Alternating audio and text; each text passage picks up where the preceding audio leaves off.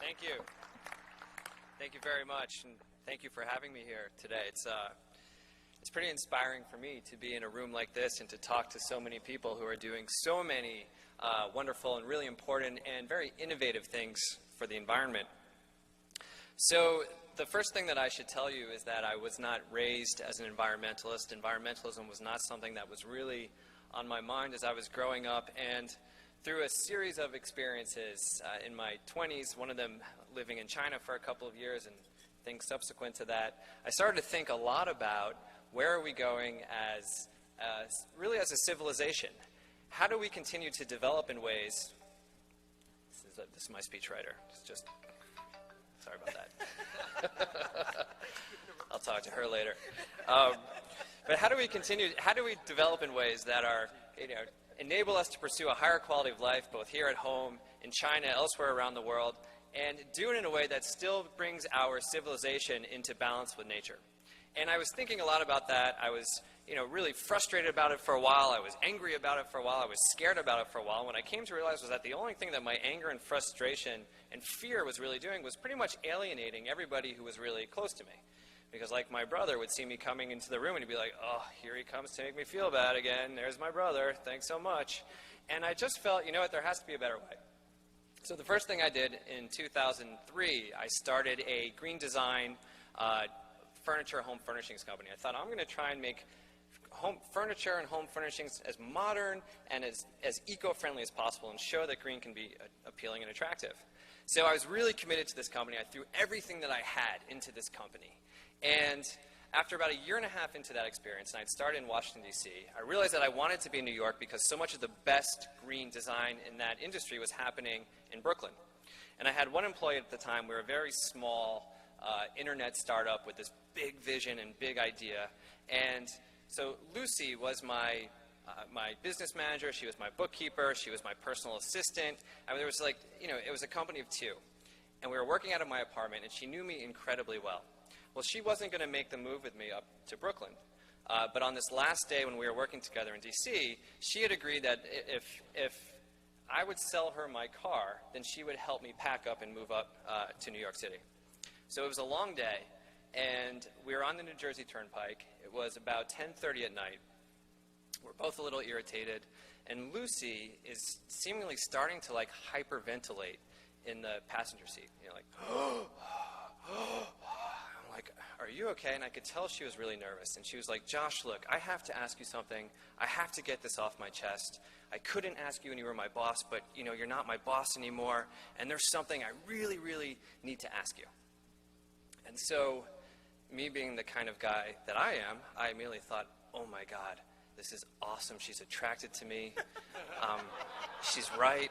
I'm not her boss anymore, but what am I going to do because it's a new apartment and there's a roommate and I don't know the logistics and how this is going to work and what's going to happen tomorrow. And so all these thoughts flashed through my mind. So I'm like, no, Lucy, it's okay. Come on, you can tell me anything, it's okay. Let's talk about it. I don't know. I don't want you to take it the wrong way. No, it's okay. Trust me, it's okay. She had this really cute navel ring. I mean, it was just this is going to be a great night, And so she says, so finally I get her to say what's on her mind, and she says, all right, I don't want you to take this the wrong way, but are you really an environmentalist? I mean, you're always in the shower, you never recycle, you were going to throw your bed out, I took it to the homeless shelter, you don't act like an environmentalist, you don't talk like an environmentalist, I don't understand, what is your deal? So, needless to say, Lucy was not attracted to me, and obviously she was quite infuriated with me, and the night did not go nearly as I thought it might go. But it was a very eye-opening conversation. 2 days later, I wrote a blog entry, and this was 2005, called The Lazy Environmentalist. And it was largely about me. And what I wrote, or the essence of what I wrote was, look, I personally believe the science. I'm not a scientist, but I happen to believe that global warming is happening. I happen to believe that it's man-made. Even if it's not, we have hundreds of other environmental challenges that affect our lives daily that we need to do something about. And I really care about that. I happen to take long showers because I do my best thinking in the shower. And that's probably not going to change. And you know what? I don't actually want a Toyota Prius. I would like to have an Audi TT convertible. if and when I can afford it, if you make it a hybrid or you make it run on biodiesel or hydrogen or electric, whatever. I don't even really care so much about the technology. If it's an eco-friendly choice and it's the thing that I want, I'll make that choice. And if you can help me be in the shower for a long time and reduce my impact, I'm going to make those choices too, which of course there are some cool low-flow shower heads, and it is becoming more affordable to run a solar panel, out the window to heat it. It's still not quite as affordable as I think we'd all like it to be. But that was my point. Stop guilt-tripping me. Stop talking about doom and gloom. Stop talking about polar bears. Not because those things aren't important, but because they don't work. They don't work for me, and I suspect that there are hundreds of millions of other Americans who probably feel the way I do. What are we going to do to enable people to become part of this process and actually want to embrace change? Because the tactics we're using right now, they're not working. So I just put that out there. And a couple of weeks later, a radio producer called me and said, this is interesting, what are you talking about? And I was like, well, this is kind of how I feel. So through a series of events, he asked me to host a radio show, and that led to a show on Sirius. And then I wrote a book because I thought, well, I have this brand and people are interested in what I have to say, and I know a lot about this. And that all caught the attention of Sundance Channel, and it's been an amazing 5 years. I mean, a really amazing 5 years. But what I want to talk to you about today are the lessons that I've drawn from these experiences I've had over the past 5 years of trying to influence, and mostly try to influence, those who are not part of the movement. I don't necessarily speak to the converted. I try and go out and talk to a lot of people, and that's actually what we do on our TV show, those who are distinctly and decidedly not green, and see if I can get them on board with change. So I want to share with you 7 principles that and this is kind of new stuff for me, because I've been thinking about this just over the last couple of months. I'm working on a new book, so I'm actually trying out some stuff on you guys today. But what I feel like is I can distill what seems to be effective to me in getting people to embrace environmental action. It's kind of 7 principles that I think are really important. The first, of course, I would say is, use humor. That seems to be a good one. Because as environmentalists, usually not a room like this, but often rooms that I step into, it's, if I'm stepping up to the podium, it's like, great, let me just prepare to be guilt-tripped, Let me just prepare to feel bad, because here comes the environmentalist to take the mic, And that's kind of the battle that we're up against very often when we're trying to communicate to whoever we're communicating to, be it our customers, our stakeholders, that stereotype, that conceived notion of what we are and who we are as environmentalists. So that story about how I became the lazy environmentalist, I tend to tell that a lot. The other thing so I'm going to run through some examples of what I've learned and how I've learned it. So I want to tell you about when I had the radio show. This was in, I think, 2008, or somewhere around 2008. I wanted to do a show about eco-friendly cars. And I wanted to do something different that was going to be kind of interesting and exciting and hopefully get people to, to not just tune in, but call into the show. So I found this guy, Plasma Boy John Wayland, who is a drag car racer in Portland, Oregon. And John's actually one of the best, and he may actually be the best drag car racer in Portland, Oregon, because he has a 1972 Datsun called the White Zombie that goes 0 to 60 in about 3 seconds. And the reason why is because in the trunk of this car, John has like more batteries than you've ever seen in one place. So this is an electric-powered car. So I get John on the show, and he starts saying, man, you wouldn't believe it. This car generates 800 pounds of torque before it gets off the line. I'm going 0 to 60 in 3 seconds, and just last week I kicked the crap out of a Corvette and a Mustang. And then I went up to the drivers. He's like, and this is the best part. Then I go up to the drivers and I say to them, how do you feel about the fact that I just kicked your butt with a car that runs on American-made energy instead of your imported foreign oil? That's pretty cool. And he was excited. And he's like, torque, speed, American self-reliance, this is what gets me so excited about drag racing with this electric car. And suddenly our phones actually started lighting up with people who rarely call our show. I mean, we had truck drivers calling from I-95. I mean, like, man, how'd you do that? I want to get that for my pickup truck. That is just the coolest thing I've ever heard. And the conversation, I just, sat there and just let these guys talk. And I just was thinking in that moment, like, oh my gosh, like, this is incredible. I've got all these people having this conversation. No one even realizes that they're talking about an environmental solution, right? they're just talking about things they like. Power, speed, American self-reliance. And I thought, this is really interesting. And the takeaway that I took from that, and the thing that I happen to feel is most important as environmentalists, that we really learn, because I do believe that we face a communication challenge much more so than we face a solution challenge, is how do we frame the choice in terms of people's self-interest? This clearly, green choice was in a lot of people's self-interest who don't self-identify as environmentalists as we were doing this TV show. Now you could say, well, that's all well and good, but that solution, Josh, that you're talking about, that eco-friendly car, it doesn't exist. You can't buy it, and if you could, it'd probably be too expensive. And of course, I would have to concede that that's true. My point is that what I was trying to do was engage people, at least in an environmental dialogue, that don't necessarily, have that kind of conversation. But I'll give you just another example of this point, and this is I think, a very, very, very important point, is to frame solutions in terms of people's self-interest, not the environment's self-interest, and it's the easiest way to win their support. So I'll give you an example from the TV show. It's an episode coming up in a few weeks. We were told by Sundance Channel that we were to green a professional athlete, and we had a hard time booking someone. So the season's going on, we're getting close to the end of filming, and we end up booking the national Taekwondo champion, which was cool, but, it wasn't like, an NFL football player or something, but it was cool. But I thought, well, what the heck are we going to do? Like, all this guy does is go into a dojo and kick all day long. Like, he has no impact. What's the angle? And we started realizing, well, professional athletes or high-performance athletes actually literally consume 3 to 4 times more food to fuel up to get their calories than the average person. So how do we deal with his consumption? Let's try and take that on, because this guy's just throwing down pizzas and burgers and protein shakes and anything he wants. He works out 3 times a day. He can't even keep any of the weight on because he's training so hard. So I brought him to this sports medical professor and sports nutrition professor at Stanford University who's working now with more and more professional athletes. So I brought in this doctor, and the doctors basically were having this conversation talking about organics and the importance of eating organic and locally grown food, everything that environmentalists know and that we talk about all the time. And James, the Taekwondo guy, his eyes are kind of just glazing over. And I'm saying, well, James, what do you think about all this? And he's saying, like, honestly, he's like, I don't understand what the two of you are talking about, and I really don't care. So the doctor says to him, well, James, let me try and break this down as simply as I can for you.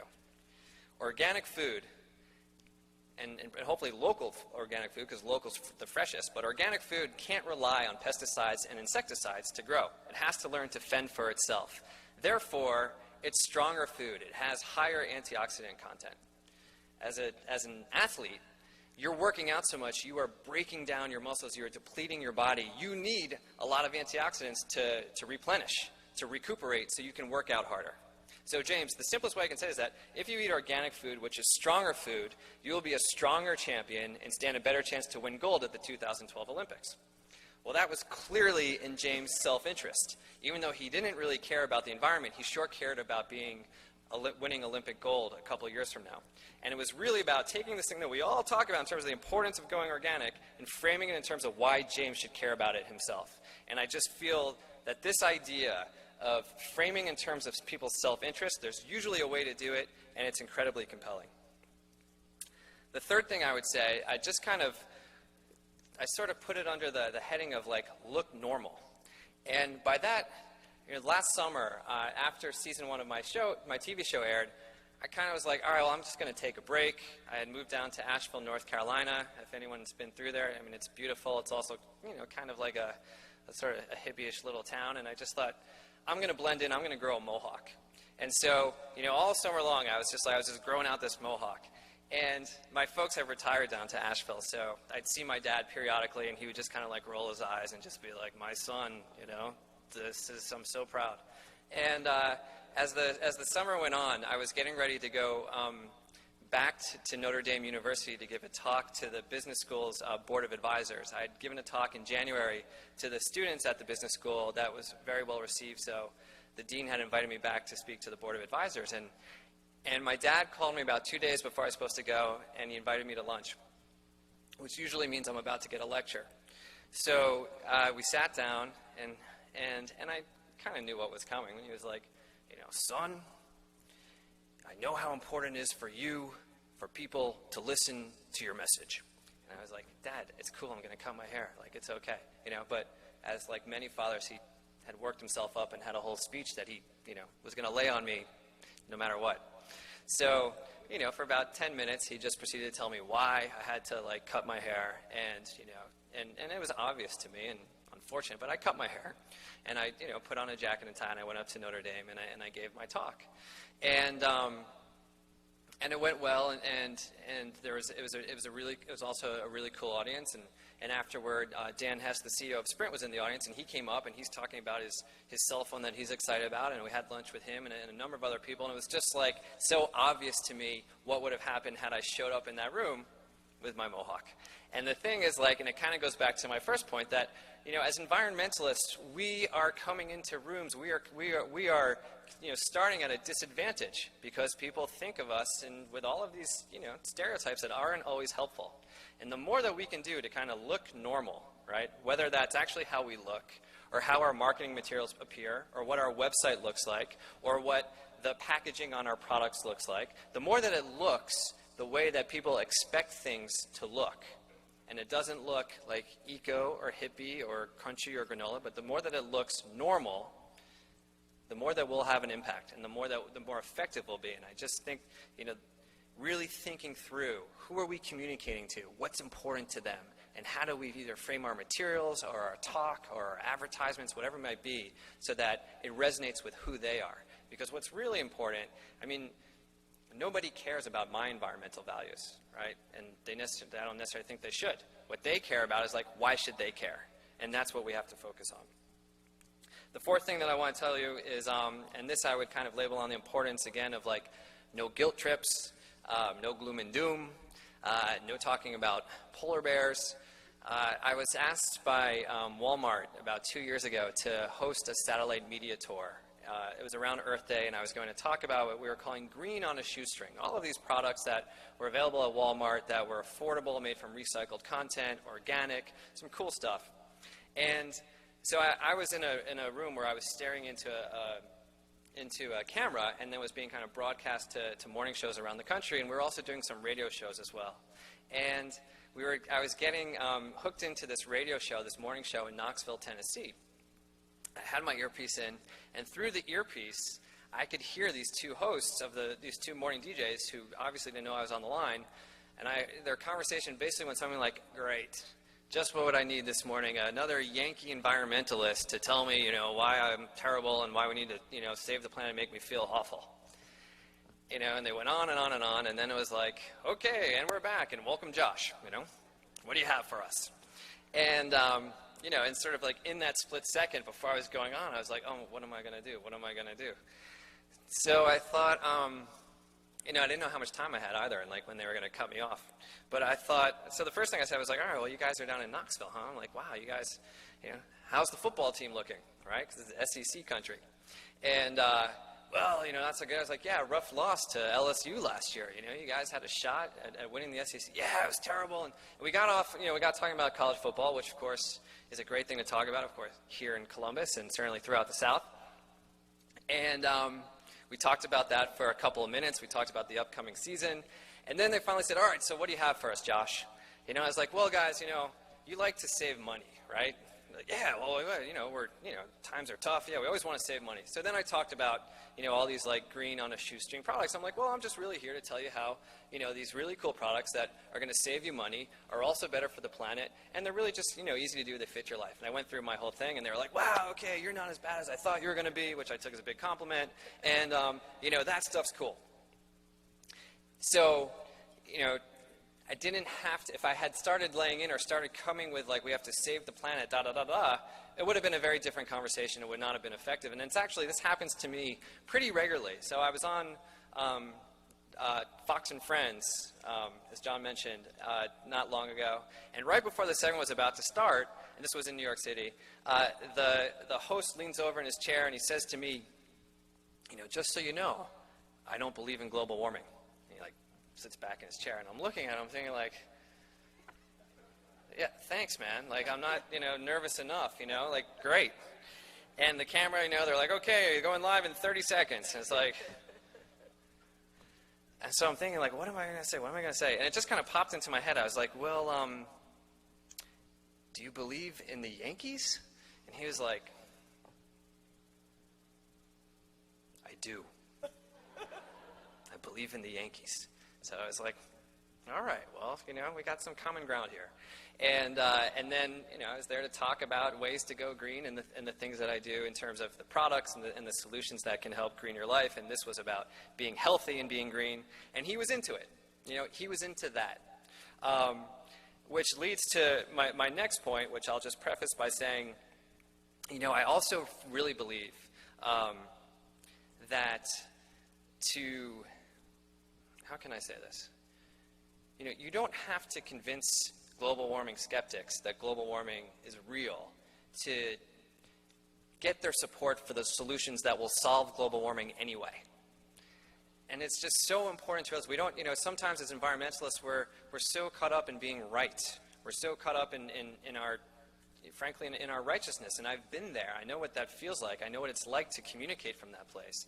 But what's the end game?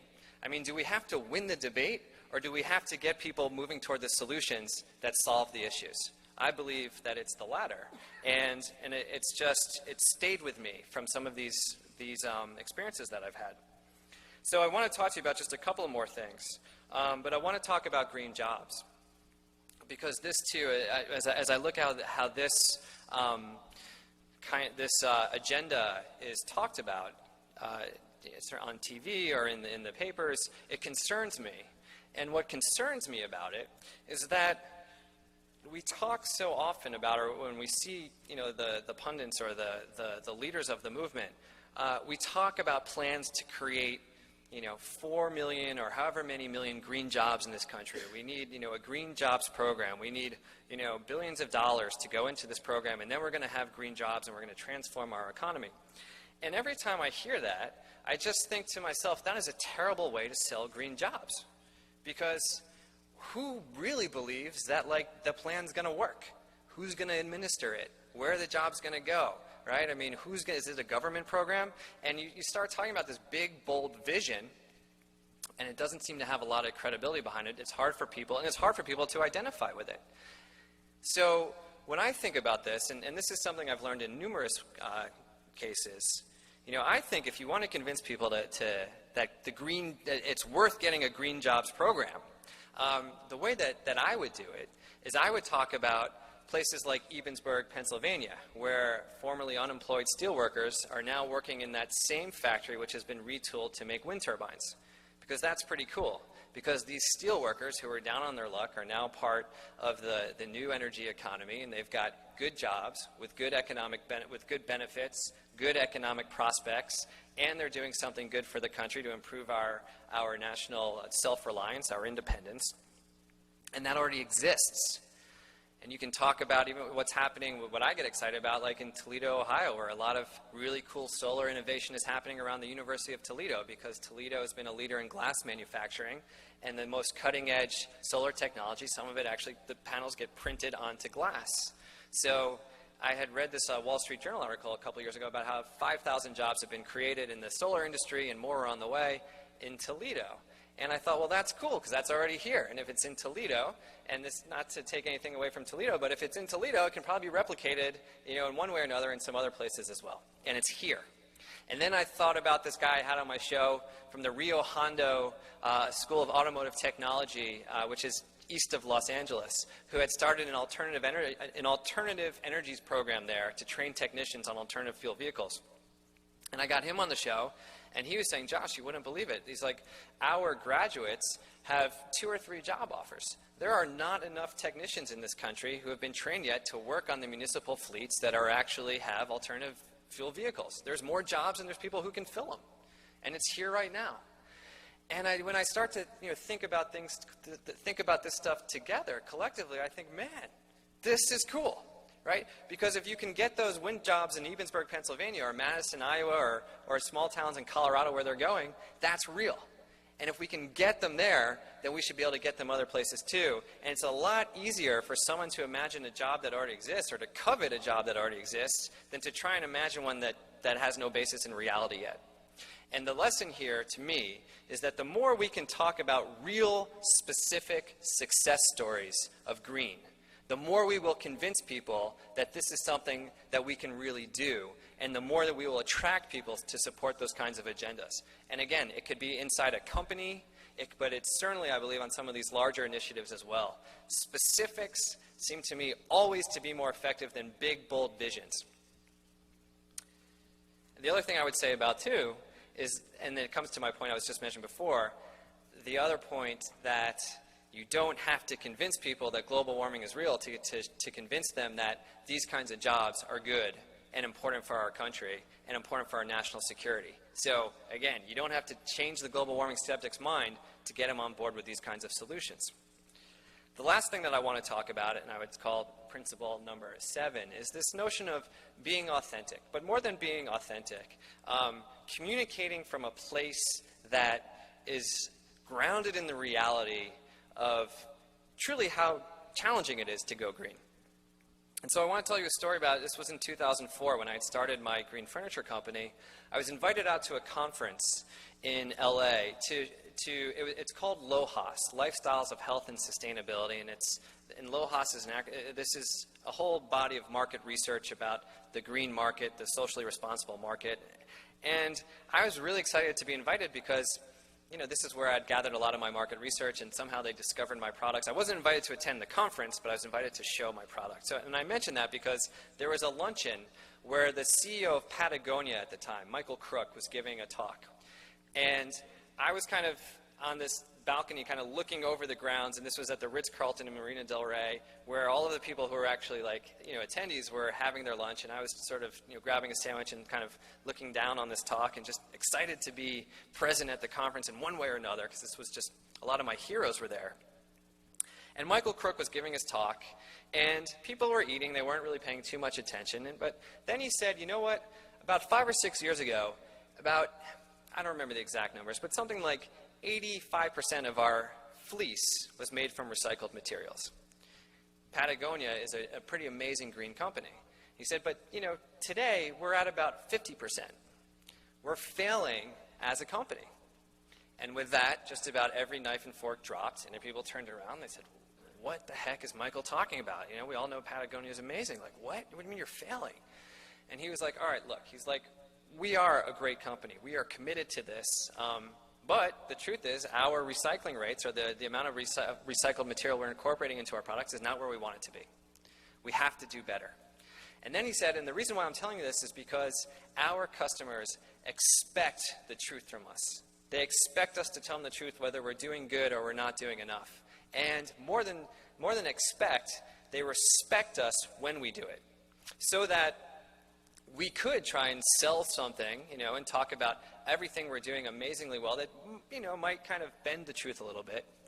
But we find that when we talk about what we're doing that is real, it actually generates more goodwill and increased sales because people are intelligent and everybody knows that going green is hard. So we don't oversell, we don't make big promises, we tell the truth about where we are, and we talk about how excited we are to try and keep moving forward. And that influenced me so much. It's probably why I even wrote that Lazy Environmentalist blog myself about a year later, because it just impacted me. The notion to be honest, tell the truth, say what you're doing right, say where the challenges lie. Because my belief is that people really do respect that. They know it's hard. And for you in your organization, whatever it is, whether it's a company or it's a nonprofit or it's a governmental organization, when you acknowledge the realities of how challenging this is, and you talk about the specific successes that you're having today, people thank you. And they say, thank you for talking to me like an intelligent human being because I know all of that. And again, it generates more goodwill toward your endeavors. And it makes people feel like they want to be part of this movement because this is a movement that's about them. And the more that we can attract people, the more that we can communicate in a way that makes people feel like this is a movement for them, for all of us, then the quicker we will accelerate the change that we all want to see. Thank you very much.